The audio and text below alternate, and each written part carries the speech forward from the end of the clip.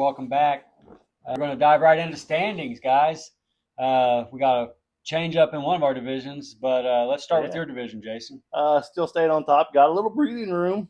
Give me a bunch of shit last week about scoring 71. So now you see what happens. So I wanted to I was ready to talk about this. I was kind of curious to pose a question. I don't know what's more, or I guess what's more surprising? Is it the 100-point turnaround for you, or the fact that you got a 100-point win?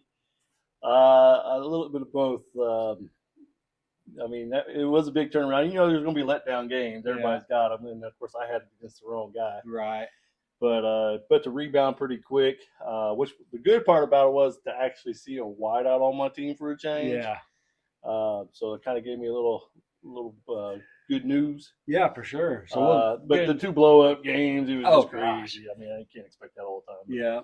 And Dan's not too far behind you. He's at 5-2, so he'll still be breathing down your neck. He's still going to be there at the very end, that's for sure. Yeah, but you two are the only two above 500 as the division sits right now. With Drew's kind of hanging around there, though. We'll see what happens this week. It's gonna be him getting CD Lamb back is going to be kind of big. So I know we're going to touch on that a little bit later on, but him rebounding and then Johnson being Johnson. Johnson's being Johnson.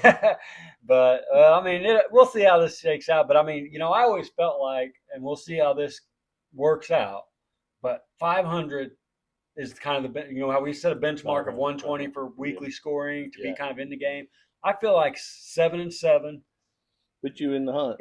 I feel like if you hit your 8th loss, you're pretty much out. Yeah, there's somebody. But you're kind of you're needing somebody else to be out, basically. So with that being said, 7-7 might not be a guarantee, but it puts you in the playoff picture a little bit. Yeah. And we have 2 teams at 6 losses already, and that's Team Johnson being one of those. So that's why I brought that up. Go back. We had an 0-6 team hit the Super Bowl. Man. Yep, so exactly. It ain't over yet, guys. Keep playing, man. Keep throwing that line out but there. Moving on to the next division, you guys got a new leader in your division. Actually, finally came back a little bit, back on top. I called it. Borden took a little bit of a hit there. You got your win in, and I don't know how you got it because, I know how I got it. I expected the win. I guess it's still just surprising to get it. It's not like you had to worry about what decision to make. No, just same old thing. I had 1 or 2 guys on my bench even playing. So I'm just happy to get another win, be relevant, keep Scott kind of at bay for another week, see what happens here. You guys, I feel like you guys are just going to go back and forth. Yeah, I feel like it is probably going to be – I think it's going to just stay tight until we get to division play in our group. So move on that last one, the Nerf football division. That's an exciting one. Yeah, that one is. We kind of was thinking Braden going to space out a little bit, but yeah, he's pulling away, and I'm surprised with Donnie dropping. Actually, Donnie was one of those ones. He come out hot. Yeah. And then he's made some moves I thought were really good for him, and then he's kind of fading a little bit. Yeah, it's kind of funny because as you look at it, he's a guy that we've had weekly kind of up there in the top of what we'd consider a high, front runner for a Super Bowl contender. And now he's not just second in his division, dude. He's actually dropped to third in that division under 500. So, you can have a good team, but you still got to be able to play the right players on the right weeks and get wins out of it. So and then it's who you play on the other side. Are they having those big blow up games? Yeah, and that's kind of what we've seen happen with some of these, with Big Fish. A couple of his losses are 130-point losses, and then you got Mark's Monsters with a 76-point win. So nothing against Mark, but that's just the nature of the beast. So even speaking of Mark's team, we were kind of talking about him. He's got 2 wins, and there's a couple win teams out there, but you look at the kind of points he's putting up. Yeah, he's just playing a guy that's the second or third worst team every week, and just kind of benefiting on that schedule a little bit. So yeah, well, I can just piggyback it right into power rankings. And if you're ready to go ahead and kick off, we're past the halfway point. I think it's a good time to bring it in. Yeah, I kind of put mine out here. I got Braden number 1. I got Dan number 2, me number 3. How do you kind of see that top 3 shaking up right now? Well, I got the same 3, a little bit of a different order. I do have Braden as the front runner at number 1. Again, when you start looking at his weekly scores, they don't dip. His overall just point score. Yeah, he's running away with the points total. So obviously, I have him at the number 1. But I have bedtime dropping fairly substantially. I don't have him in the top. I guess I said I had you guys as the top 3. Right. For now, I think this week I will leave him in the top 3. He's in the third position. I got you back in two. You kind of righted the ship. We're talking about one bad week with you. It was a horrendous week, but it was only once. Donnie's had multiple weeks where that team's kind of laid an egg for him. Well, I still go back to the receivers on my team right now until I find something there. Mm-hmm. That's why it kind of got me down. Well, you're finding a way to work it out. I mean, with Rashee Rice coming back, give you a big silver lining there. So we'll see how it shakes out. But it's surprising to see Donnie dropping that low. And then who's fourth in your division? Who's your fourth team? My fourth team in the top four that I had was the Warden.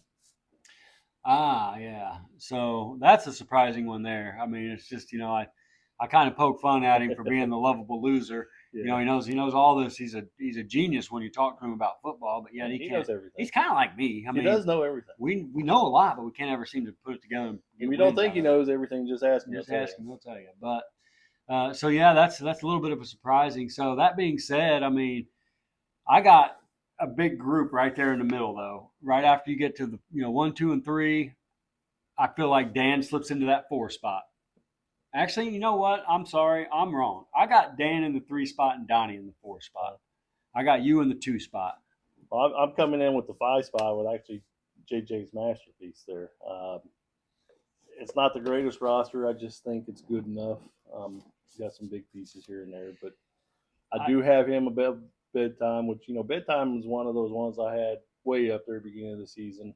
Yeah. And I do think he's climbing back with these moves he's made. He's climbing back. I think he's just kind of getting the raw end of it right now. So yeah, and I don't know that I agree with your take on JJ's. I mean, I don't have him too far down there. But I think he makes kind of knee-jerk reaction decisions. He has a huge turnover on his roster. I don't think that's doing him any favors. I mean, again, Courtland Sutton comes in and out of that lineup. It just makes no sense to me what he's doing. There's no rhyme or reason to it. I kind of starting to think his play is what's dropping him kind of down that line. Well, I mean, that's going to be what's hurting his decision. Yeah, I think he's got some pieces there.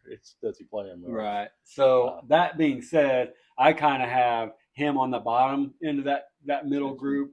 I kind of have me and Drew, in my opinion, battling it out for that kind of 5-6 area, and then I got the 2 brothers with the Battle Buster, and Don. I think Donnie's going backwards until he makes. I think he's so worried about making trades, he's making his team worse.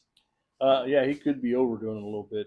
You never know there. Yeah, and I mean, I've been there. It's like you want to be so active, and you want to be doing something that you end up making things worse. Yeah, I end up having after JJ's masterclass, then I got Donnie at bedtime there. Then I'll bring in you, and then Battle Buster before I get to Drew and Twin Bowers. Yeah. I know. I mean, I do see Drew's team on the uphill right now. I mean, they're improving, especially you get CD Lamb back. Maybe once Bowers comes back, he'll move up them rankings quite a bit. But he just that's 2 big key pieces. Yeah, but I think one thing that we're failing to kind of give him a little bit of credit for, and we'll talk a little bit more specifically about it when we talk about his game last week, because that'll be where I want to talk about it. But just a little teaser, I guess. I would rather have Devontae Smith than AJ Brown. Well, on the Philadelphia Eagles, Drew has him, and if CD's back, and that means Devontae Smith could be a flex option for him.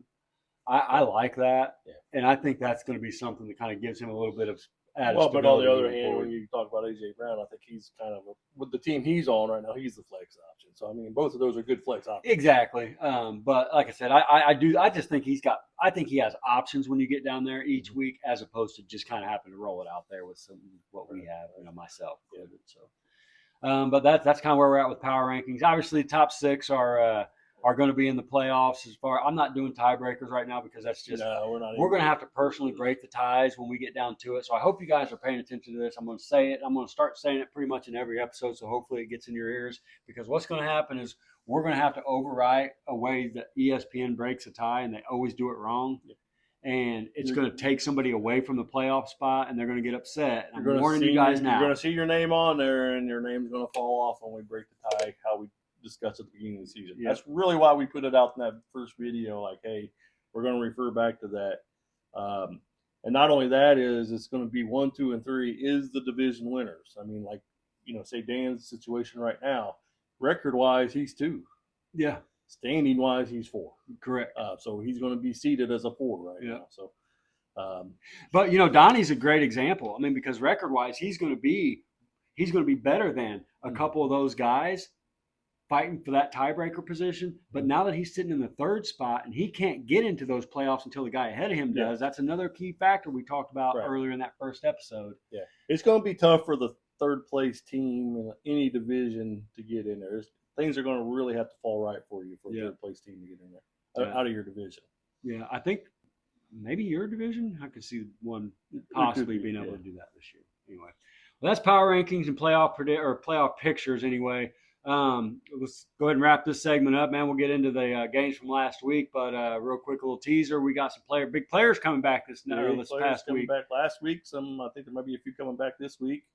Big bye week this week. It looks like several guys. Yeah, we were having 2 teams every week, and now we hit the 16. So there's some guys going to be kind of reeling this week. Yeah. So stick around, guys, and we'll get back into some game action. How about this week's trivia question? New feature, trivia question. So if you know, put your answers down in the comments. Pause it. Don't listen to I might not even get the answer till next week. But this week's trivia question. Name the one NFL team, and there's only one, that has scored 21 points or more in every game this season. Put your comments down in the bottom there. We'll see who gets it right next week. I think I know.